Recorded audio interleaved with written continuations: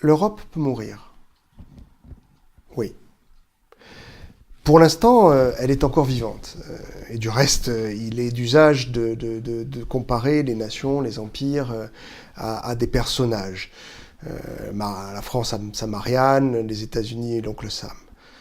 L'Europe, c'est une femme, évidemment, mais c'est une adolescente. L'Europe est une idée neuve. Elle est née hier. Elle est dans sa première jeunesse. Et pour preuve de son adolescence, elle passe de crise en crise, la crise de l'euro, la crise de la monnaie, la crise des migrants, la crise de la sécurité et de la défense. Elle traverse même une crise, osons le dire, en ce moment existentielle.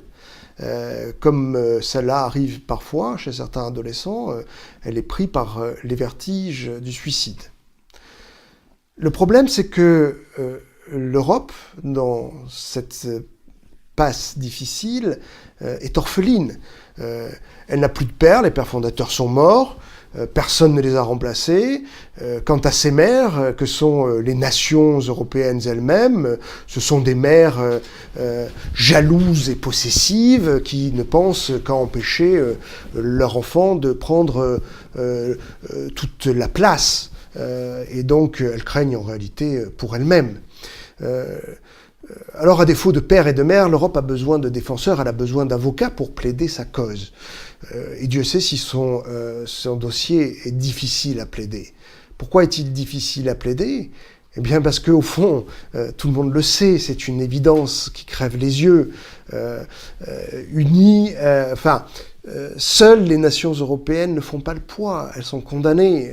Ce n'est que dans l'Union qu'elles peuvent avoir encore l'espoir d'être libres et souveraines. Il faut donc organiser ce transfert de souveraineté et ça, personne ne veut l'entendre et personne ne veut le dire.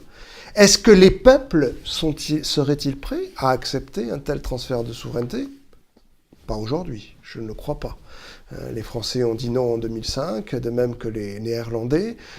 Je ne suis pas certain que si l'on faisait un référendum aujourd'hui sur l'Europe, les citoyens soient prêts à transférer davantage de souveraineté. Pourquoi ?